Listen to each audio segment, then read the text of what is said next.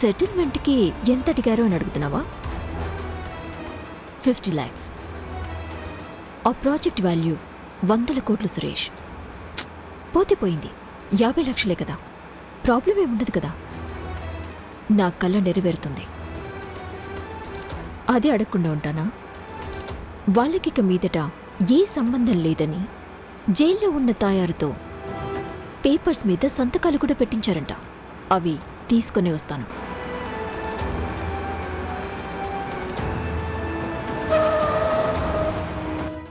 Suresh, location వచ్చేసింది, తర్వాత call చేస్తాను. థ్యాంక్స్ అండి, ఫాస్ట్గా తీసుకొచ్చారు. పర్లేదండి. స్కానర్.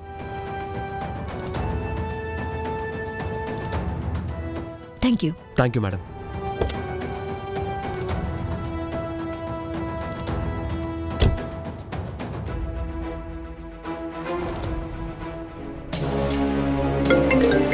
హలో, బయలుదేరారా మేడం?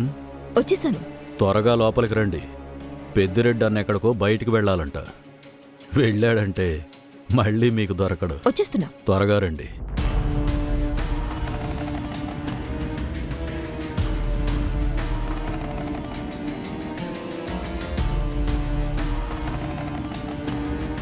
కూర్చోండి.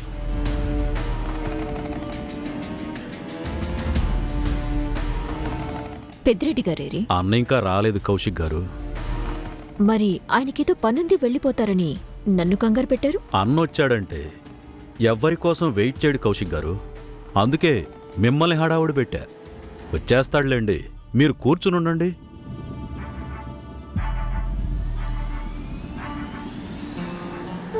ఎంతసేపని ఇలా ఉంటావత్తా?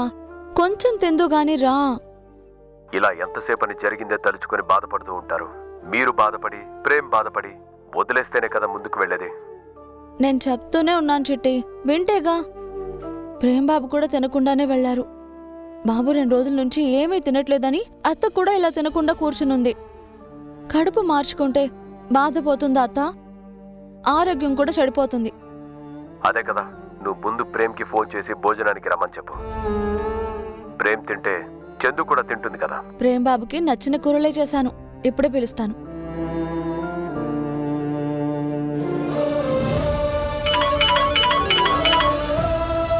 చెప్పు. చెప్తూనే ఉన్నాను కదా బాబు, మీరు వింటున్నారా? వదిలేశానులే చామంతి. అమ్మయ్యా, ఏమైనా తిన్నారా మరి? ఆకలేయట్లేదు. మరి ఇంకే వదిలేసానంటున్నారు కదా. ముందు ఇంటికి వచ్చేయండి బాబు, మీకు నచ్చిన కూరలే చేశాను, భోంచేసి వెళ్దురు గాని. ఇప్పుడు రానులే చామంతి. బాబుగారు, మీకిప్పుడు అందించే సమాచారం ఏమనగా, మీరు తినలేదని మీ చందు గారు కూడా నిన్నటి నుంచి పచ్చి మంచినీళ్లు కూడా ముట్టుకోలేదు. అవునా? మీరు కాస్త ఎంగిలి పడితే అత్త ఆకలిని తీర్చిన వాళ్ళు అవుతారు. సాయంత్రమే వస్తానంటే ఇక మీ ఇష్టం. మీరు తింటే కానీ అత్తయ్య తినదంట. రావచ్చు కదా బాబు, ప్లీజ్. నేను వస్తున్నాను. వస్తున్నారా? తొందరగా వచ్చేయండి బాబు. సరే. అత్త, బాబు భోజనానికి వస్తున్నాడంట.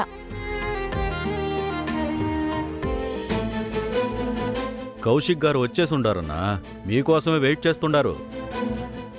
సరే సరే, వచ్చేస్తున్నారు మేడం.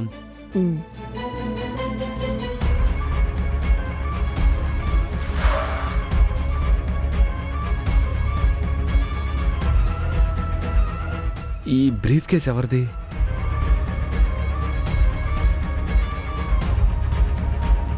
తెలుసు కదండి, అది నా డ్రీమ్ ప్రాజెక్ట్. అరే, టెన్షన్లో మర్చిపోయినట్టున్నారు. వెళ్ళి చేయాలి.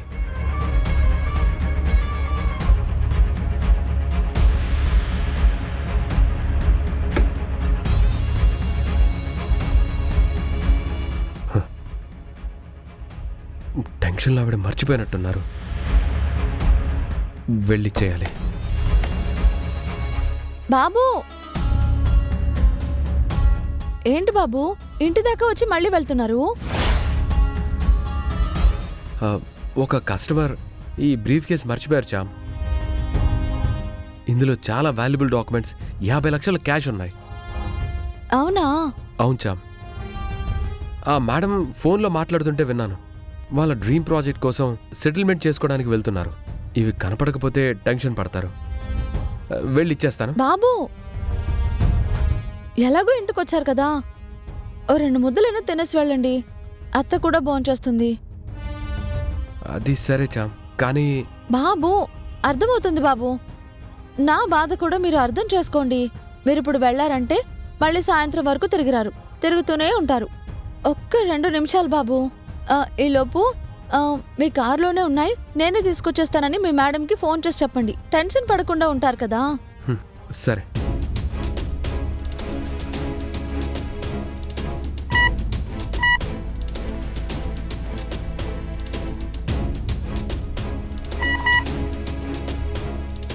సిగ్నల్స్ లేవనుకుంటా చామ్. అక్కడ సిగ్నల్స్ లేవేమో మరి. మీకు దిగిన చోటు తెలుసు కదా. మీరు కొంచెం తినేసి వెళ్ళండి. సరే. బాబు, మళ్ళీ బ్రీఫ్ కేస్ లోపలికి ఎందుకు? కార్లోనే పెట్టేసి వచ్చేయండి.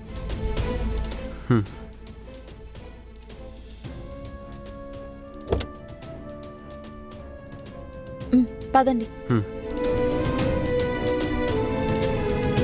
ఇదేదో ఉపయోగపడేలా ఉంది. ఎందుకు వదులుకుంటాను? యూజ్ చేసుకుంటా.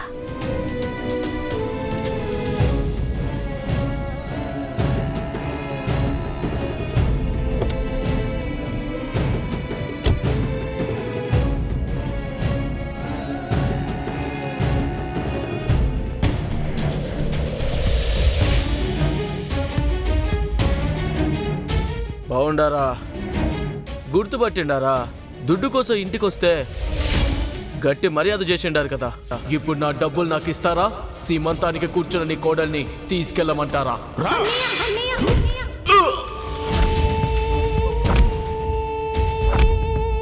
మిమ్మల్ని ఎందుకు మర్చిపోతాను? మీరు సెటిల్మెంట్కి ఒప్పుకున్నారని వచ్చాను. తాయారు గారి దగ్గర సంతకాలు చేయించి ఆ డాక్యుమెంట్స్ తీసుకొస్తానన్నారుగా, తెచ్చారా? తెచ్చుండా కదా. తమ తెస్తా అన్నది టేబుల్ పైన పెడితే కానిచ్చేద్దాం.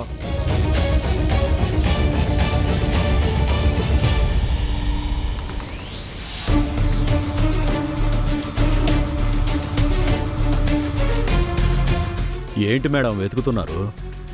బ్యాగ్ కనిపించట్లేదు. మీరు ఏ బ్యాగ్తోనూ రాలేదు మేడం. ఏందమ్మే, ఈ పెద్దారెడ్డినే మోసం చేయాలని చూస్తా ఉండావా?